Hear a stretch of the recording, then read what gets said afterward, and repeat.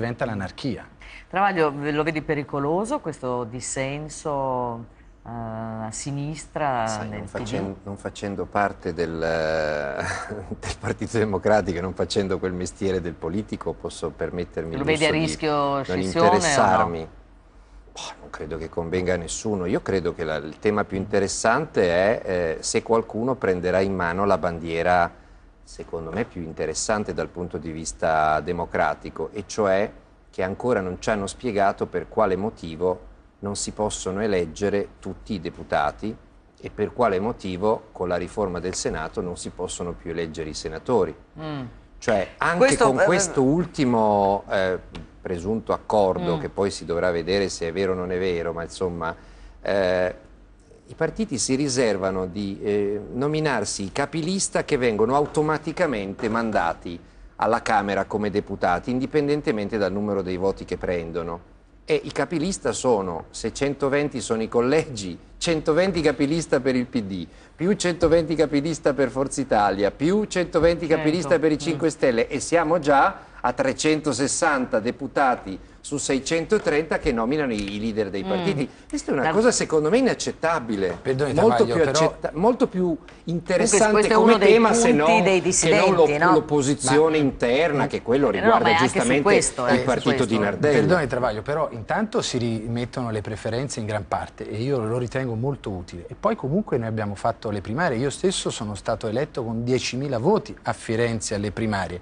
ed è una forma di selezione che tutti a parole vogliono e alla fine siamo gli unici che abbiamo sempre messo in pratica.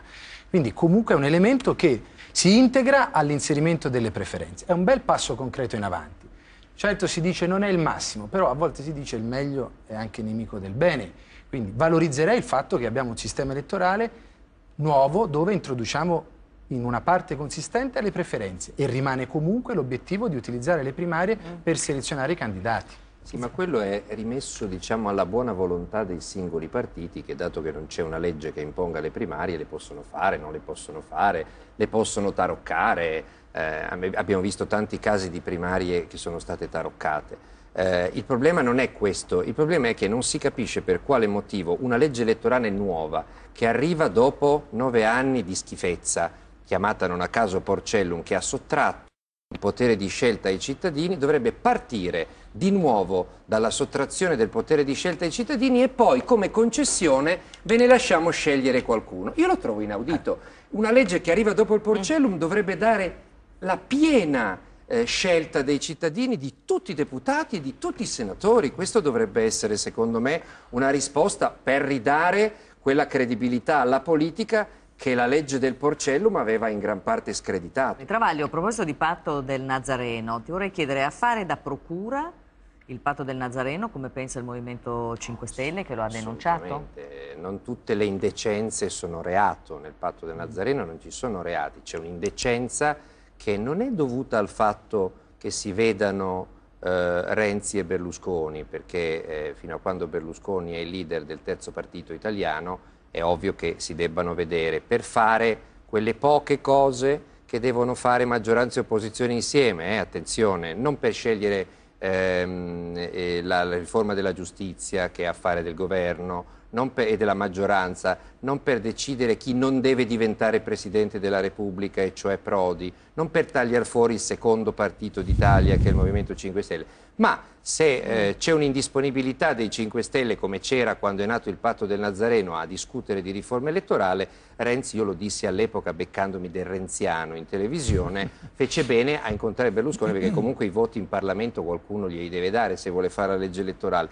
L'indecenza è il segreto, cioè il fatto che noi sappiamo che c'è un testo che però purtroppo nessuno può conoscere. È così, Nardella. Ed è un testo che si arricchisce e si modifica in quegli 8 incontri che hanno fatto Berlusconi e Renzi, si è modificato, si sono aggiunte delle cose, si sono corrette delle altre e noi non ne sappiamo mai nulla. Io chiedo semplicemente di poterlo leggere e pubblicare, anzi se Nardella ce l'avesse e me lo volesse dare, io domani mattina lo metto sul Fatto e così tutti i cittadini saranno contenti, a cominciare dagli elettori del PD naturalmente. Travaglio, io credo che il patto si limiti, come ha detto anche lei, alle regole del gioco. Ecco, perché io su essere quello sicuro è vedendo... sacrosanto e giusto chiedere una maggioranza ampia. C'è un papiello scritto. Scusi, Grube, posso dire una cosa? L'ha detto Renzi in un'intervista questa. Sì, Lei vuole farci credere veramente che Berlusconi e Renzi, quando si incontrano a Nazareno e nelle successive 7 volte, parlano soltanto di legge elettorale e di riforma del Senato? Qualche battuta sul calcio la facciano. Ecco, questo è io vero, credo che facciano anche qualche battuta sulla giustizia, no. qualche battuta sul No, Quirinale, qualche battuta no, sulla no. RAI,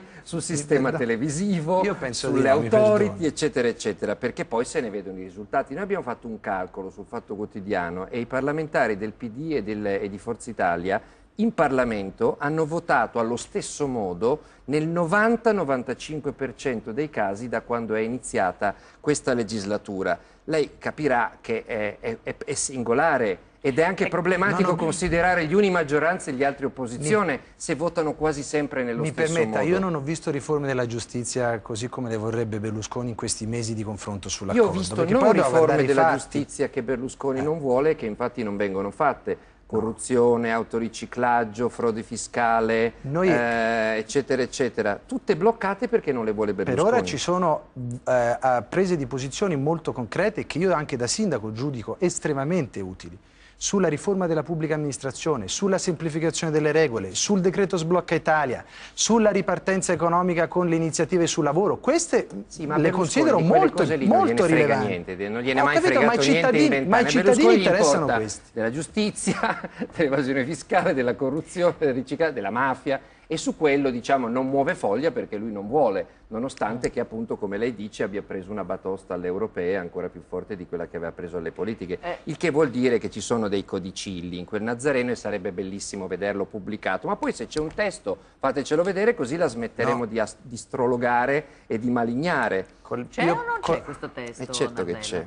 Ma la democrazia, la regola di trasparenza è la cosa migliore, quindi noi non possiamo dire, dato che Renzi è giovane e buono, Renzi parla la direzione, ci fidiamo di lui. Più trasparente di così, ecco, ma tirasse fuori, tirasse fuori quel patto del Nazareno anche in streaming sarebbe bellissimo, perché è evidente che in una democrazia la regola minima di trasparenza è quella che se c'è un accordo che condiziona... Cosa significa per Grillo la parola dialogo? Cioè vuol dire che il PD può presentare una rosa di nomi per il Quirinale o vuol dire che bisogna prendere in considerazione quelli scelti dalla rete? Come funziona? Bisogna chiederlo a lui, però bisogna chiedere anche a loro cosa significa la parola dialogo, perché anche loro hanno la tendenza a dire che il dialogo vuol dire che gli altri devono votare quello che hanno deciso loro.